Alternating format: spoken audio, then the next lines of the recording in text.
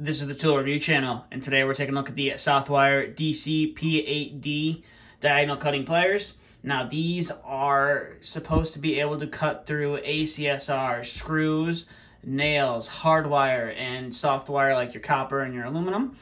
So to start off the video here, as we always do, we take a look at the detail on the plier. So as you can see, you have a nice pair of yellow handles, and then you have the Southwire name stamped onto them right there as well. And it is only on one side.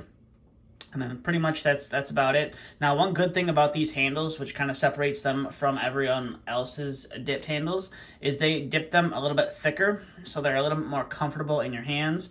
So if you're using them for an extended period of time, in theory should limit the amount of hand fatigue that you have. And then coming up to the front of the plier, or the face of the plier, you can see you have the Southwire logo right there. You have a Southwire name and trademark, and then you have your model number right there. Now these, like I said, are able to cut through pretty much anything. So they have induction hardening cutting knives, or cutting jaws, whatever you like to call them. So we're going to go ahead and put those to the test here in a little bit, but you can see they got some sort of coating on them, which is, I believe, part of the induction hardening process. And then we'll flip it over to this side. You can see you got your rivet right there.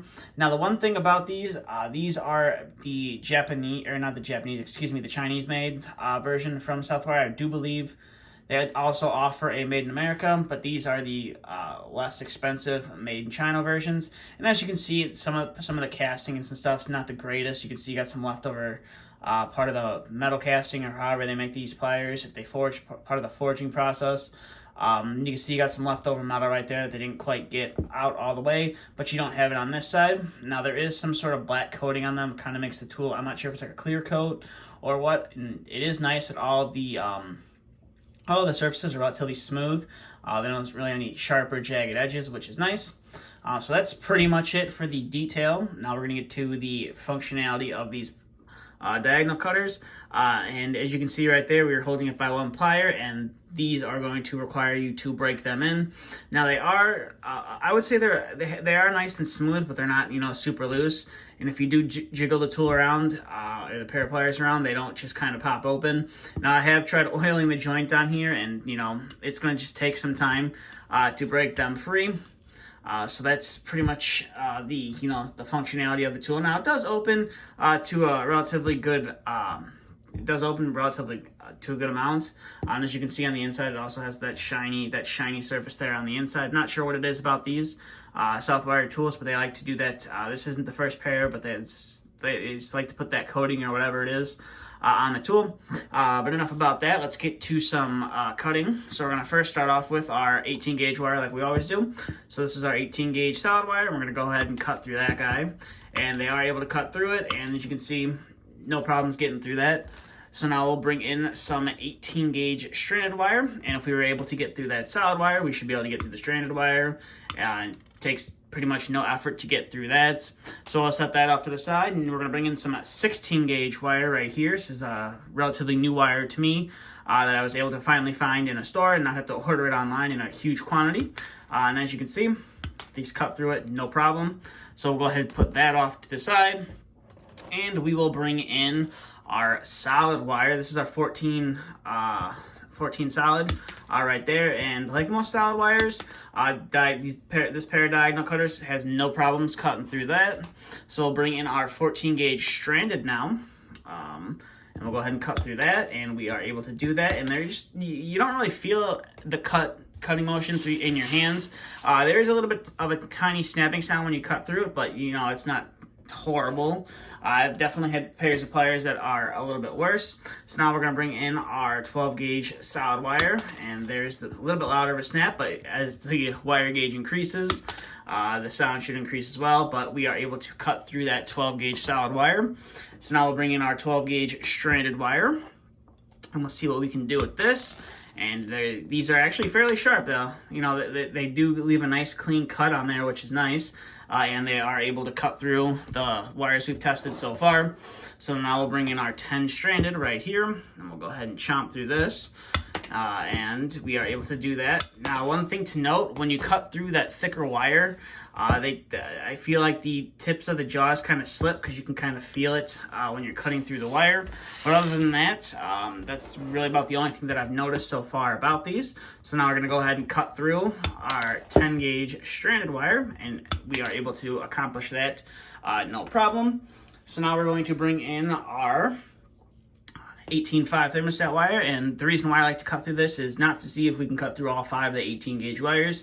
It is mainly to see if we can get through. There's a little piece of insulation that runs through here that if the cutting knives aren't sharp enough, you can see it won't cut through it all the way. But we'll go ahead and cut through that, and as you see right there, we were able to cut through that no problem, and you can definitely feel those pliers kind of moving to the side of each other when you cut through that. So that's, you know, one downside about these, or at least this pair of pliers. They do have a little bit, feel like a little bit of wobble in them. So now we're going to bring in some of our Romex wire right here and see if we can and or can't cut through this.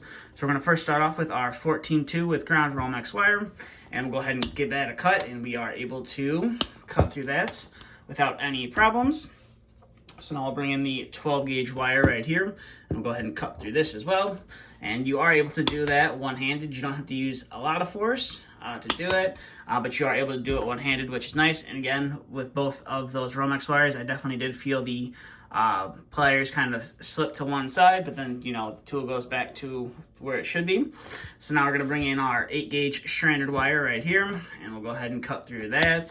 I'm going to go ahead and feel that a little bit jagged of an edge, but we are able to cut through that 8 gauge stranded wire. And now we'll bring in our last wire that we're going to test here, and we are going to be cutting through some 6 gauge stranded wire. And you can definitely cut through some thicker gauge 6 gauge stranded wire without any problems. So that's going to do it for our wire selection. So we'll go ahead and clear all that stuff out of the background so you guys don't have to stare at it. And we will bring in our screws, because this can cut through machine hardened screws. So most common size that I run into is 632. So we're going to test the 632 screw first and see if we can't cut this guy up a few times. And you can do that one-handed. So you can see right there, we were able to cut it up. And you can definitely hear that snapping action right there. And we'll go ahead and just finish this guy off. As you see, we were able to chop up that 632 screw without any issue. Now we're going to bring in the 832 screw here and see if we can cut through this with one hand and cut through it just like we cut through the 632. So it's definitely going to be a little bit more challenging to cut through that with one hand. As you can see right there, I'm kind of struggling, but you are able to do it. So we'll go ahead and chop this guy up into 2 more pieces.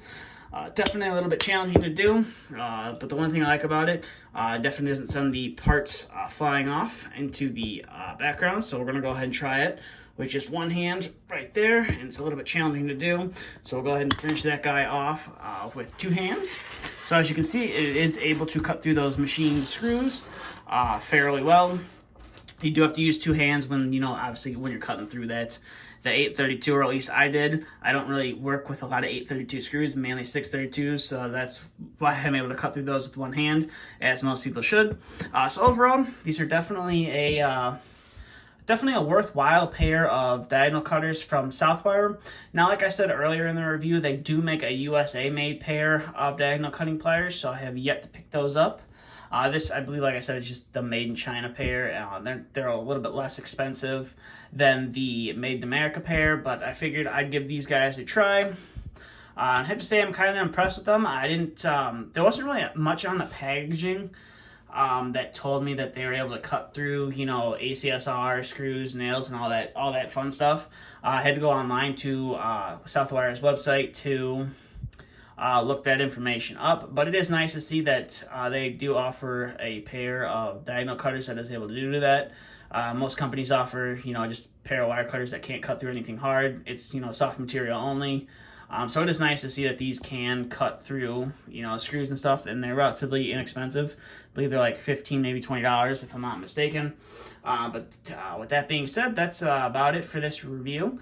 So like always, I will leave a link to Southwire's website in the description. It'll take you over to the product page for these diagonal cutters, and you can read do some of your research on them. You can read other people's reviews that they've left on Southwire's website as well.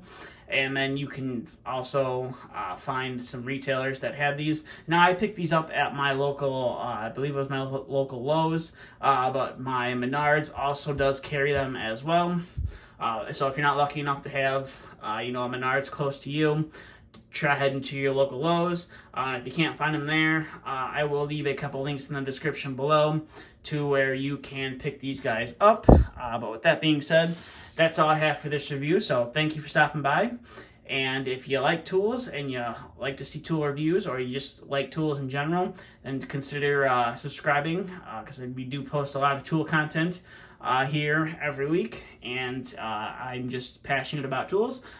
So that's something you can look forward to here when you subscribe to the channel. And if you did enjoy this video, please consider hitting that subscribe button. But that's all I have for this video, so thanks for watching, and stay tuned for the next video to be uploaded.